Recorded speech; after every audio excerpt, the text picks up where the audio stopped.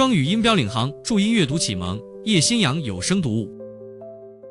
Adventures Among Books by Andrew Lang. Contents. Preface. Adventures Among Books. Recollections of Robert Louis Stevenson. Rab's Friend. Oliver Wendell Holmes. Mr. Morris's Poems. Mrs. Radcliffe's Novels. A Scottish Romanticist of 1830. The Confessions of St. Augustine. Smollett. Nathaniel Hawthorne. The Paradise of Poets. Paris and Helen. Enchanted Cigarettes. Stories and Storytelling. The Supernatural in Fiction. An Old Scottish Psychical Researcher. The Boy. Preface. Of the essays in this volume, Adventures Among Books and Rab's Friend appeared in Scribner's Magazine, and Recollections of Robert Louis Stevenson, to the best of the author's memory, in the North American Review. The essay on Smollett was in the Anglo-Saxon, which has ceased to appear, and the shorter papers, such as The Confessions of St. Augustine, in a periodical styled Wit and Wisdom. For the poems of William Morris, the author has to thank the editor of Longman's Magazine. For The Boy and Mrs. Radcliffe's Novels, the proprietors of the Cornhill Magazine. For Enchanted Cigarettes, and possibly for The Supernatural in Fiction, the proprietors of The Idler. The portrait, after Sir William Richmond, R.A., was done about the time when most of the essays were written, and that was not yesterday. Chapter 1. Adventures Among Books. In an age of reminiscences, is there room for the confessions of a veteran who remembers a great deal about books and very little about people? I have often wondered that a biographia literaria has so seldom been attempted, a biography or autobiography of a man in his relations with other minds. Coleridge, to be sure, gave this name to a work of his, but he wandered from his apparent purpose into a world of alien disquisitions. The following pages are frankly bookish, and to the bookish only do they appeal. The habit of reading has been praised as a virtue, and has been denounced as a vice. In no case, if we accept the perpetual study of newspapers, which cannot fairly be called reading, is the vice, or the virtue, common. It is more innocent than opium eating, though, like opium eating, it unlocks to us artificial paradises. I try to say what I have found in books, what distractions from the world, what teaching not much, and what consolations. In beginning an autobiographia literaria, an account of how, and in what order, books have appealed to a mind, which books have ever above all things delighted, the author must pray to be pardoned for the sin of egotism. There is no other mind, naturally, of which the author knows so much as of his own. On N.A.K. Soy. As the poor girl says in one of M. Paul Bourget's novels, in literature, as in love, one can only speak for himself. This author did not, like Fulk Greville, retire into the convent of literature from the strife of the world. Rather, he was born to be, from the first, a dweller in the cloister of a library. Among the poems which I remember best out of early boyhood is Lucy Ashton's song, in The Bride of Lammermoor. Look not thou on beauties charming. Sit thou still when kings are arming. Taste not when the wine-cup glistens.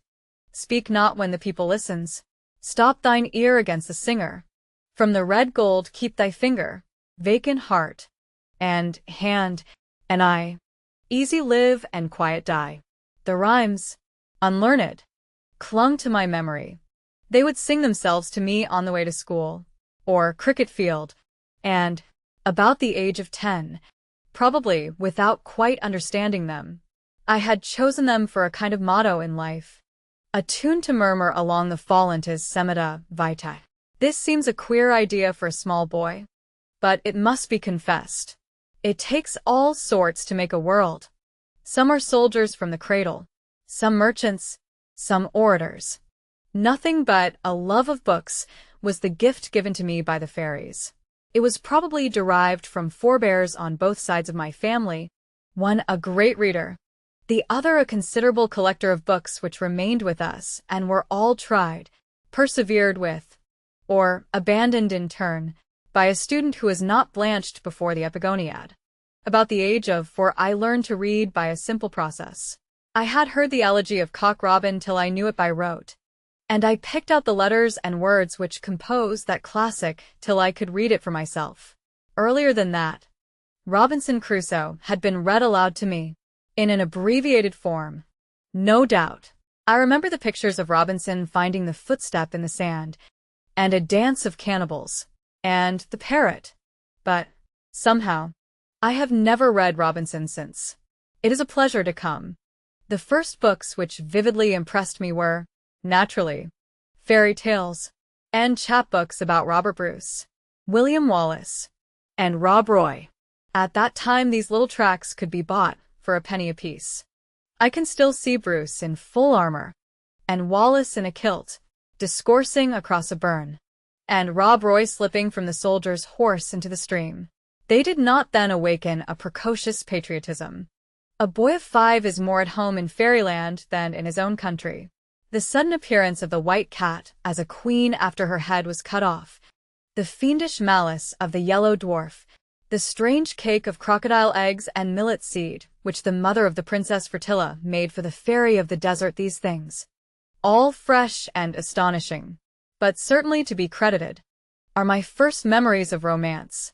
One story of a white serpent, with a woodcut of that mysterious reptile, I neglected to secure, probably for want of a penny, and I have regretted it ever since. One never sees those chapbooks now. The white serpent, in spite of all research, remains intrivable. It was a lost chance, and fortune does not forgive. Nobody ever interfered with these, or indeed with any other studies of ours at that time, as long as they were not prosecuted on Sundays. The fightingest parts of the Bible, and the Apocrypha, and stories like that of the Witch of Endor, were sabbatical literature. Read in a huge old illustrated Bible. How I advanced from the fairy tales to Shakespeare. What stages there were on the way, for there must have been stages, is a thing that memory cannot recover. A nursery legend tells that I was wont to arrange 6 open books on 6 chairs, and go from one to the others, perusing them by turns. No doubt this was what people call desultory reading, but I did not hear the criticism till later, and then too often for my comfort. Memory holds a picture, more vivid than most, of a small boy reading The Midsummer Night's Dream by firelight, in a room where candles were lit, and someone touched the piano, and a young man and a girl were playing chess. The Shakespeare was a volume of Kenny Meadows' edition. There are fairies in it, and the fairies seem to come out of Shakespeare's dream into the music and the firelight. At that moment I think that I was happy. It seemed an enchanted glimpse of eternity in paradise. Nothing resembling it remains with me, out of all the years. We went from the border to the south of England, when the number of my years was 6, and in England we found another paradise, a circulating library with brown, greasy, ill-printed, odd volumes of Shakespeare and of the Arabian Nights. How their stained pages come before the eyes again, the pleasure and the puzzle of them. What did the lady in the Jenny's glass box want with the merchants? What meant all these conversations between the fat knight and Ford in the Merry Wives? It was delightful, but in parts it was difficult. Fragments of The Tempest and of other plays remain stranded in my memory from these readings. Ferdinand and Miranda at chess, Cleopatra cuffing the messenger, the asp in the basket of figs, the friar and the apothecary, Troilus on the Ilion walls, a vision of Cassandra in white muslin with her hair down. People forbid children to read this or that. I am sure they need not. And that, even in our infancy, the magician, Shakespeare, brings us nothing worse than a world of beautiful visions, half realized. In the Egyptian wizard's little pool of ink, only the pure can see the visions. And in Shakespeare's magic mirror children see only what is pure. Among other books of that time, I only recall a kind of Sunday novel, Naomi, or The Last Days of Jerusalem. Who, indeed, could forget the battering rams, and the man who cried on the battlements, "Woe! Woe to myself and to Jerusalem."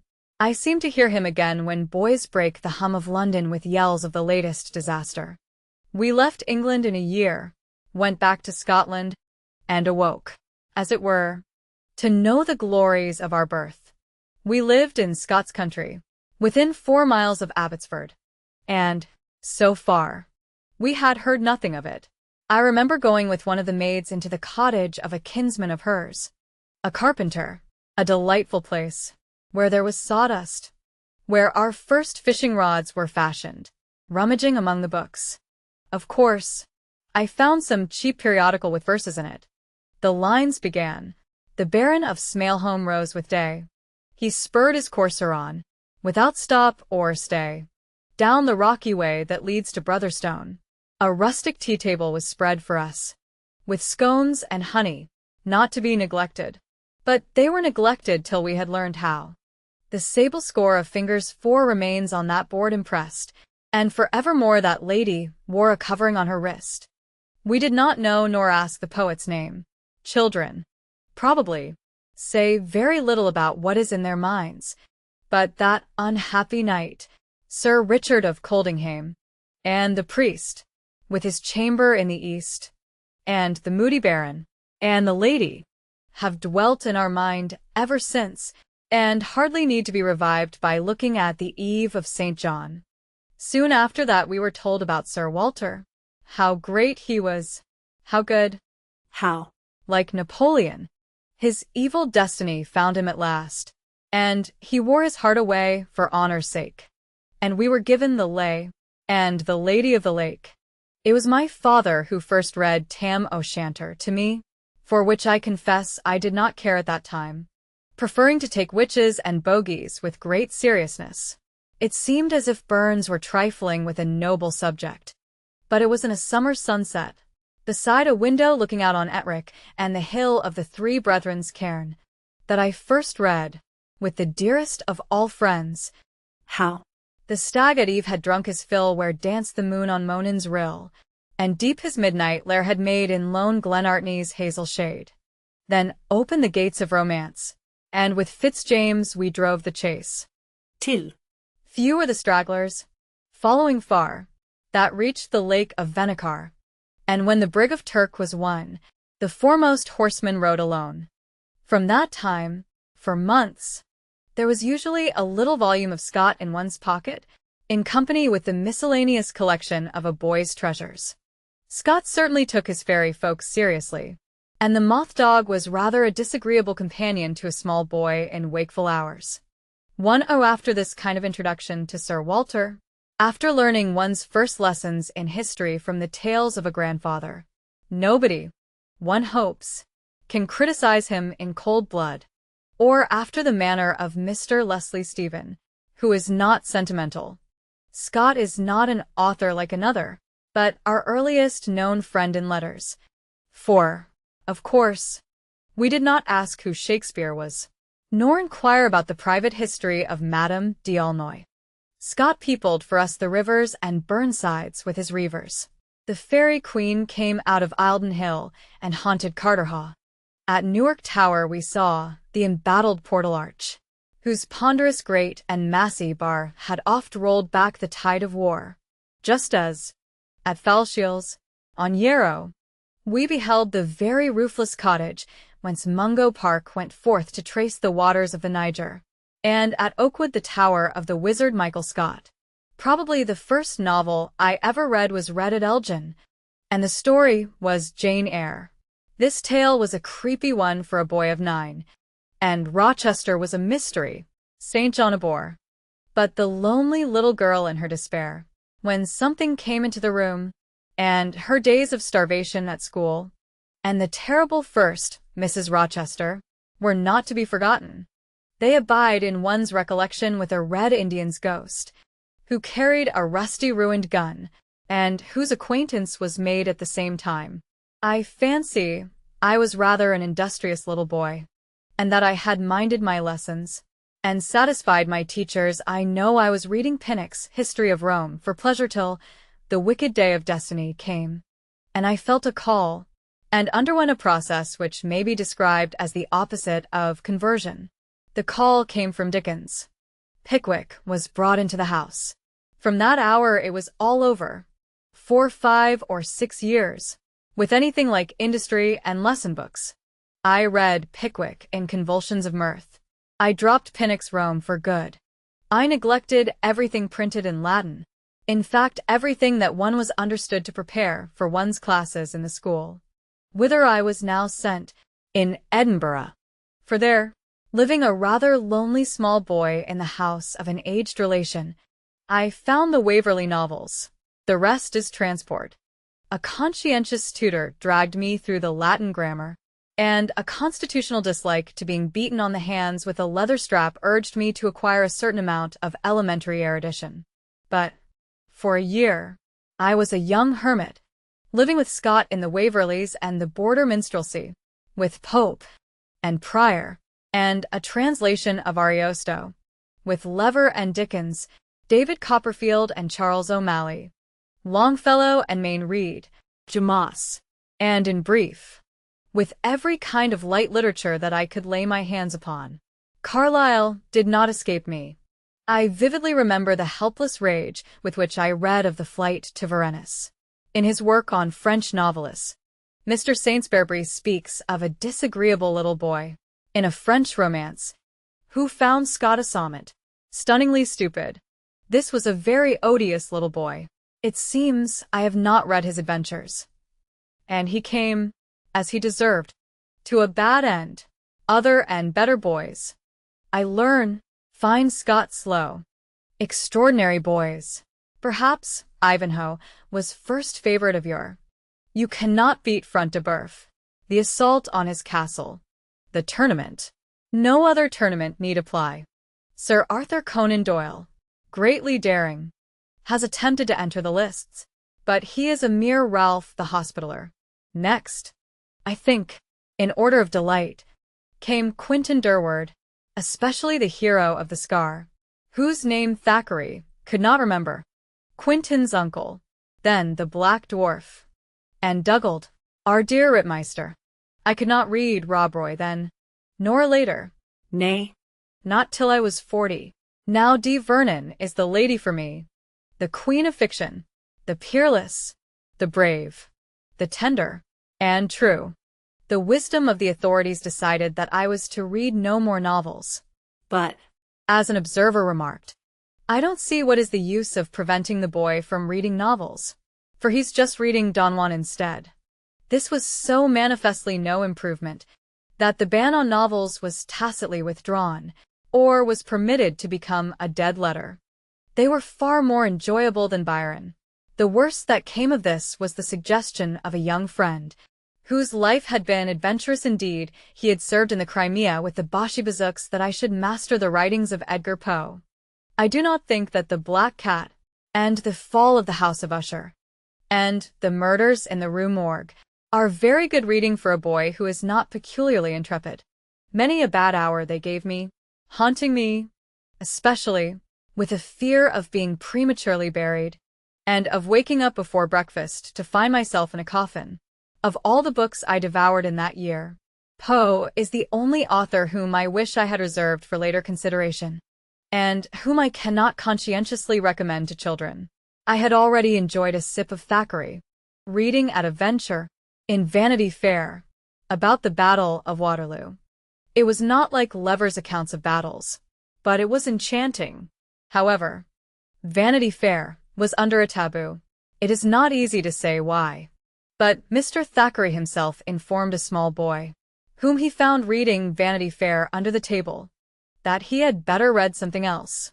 What harm can the story do to a child? He reads about Waterloo, about Fat Joss, about Little George and the pony, about Little Rawdon and the rat hunt, and is happy and unharmed, leaving my hermitage, and going into the very different and very disagreeable world of a master's house. I was lucky enough to find a charming library there. Most of Thackeray was on the shelves, and Thackeray became the chief enchanter. As Henry Kingsley says, a boy reads him and thinks he knows all about life. I do not think that the mundane parts, about Lady Kew and her wiles, about Ethel and the Marquis of Farintosh, appealed to one, or enlightened one. Ethel was a mystery, and not an interesting mystery, though one used to copy Doyle's pictures of her, with the straight nose, the impossible eyes, the impossible waist. It was not Ethel who captivated us.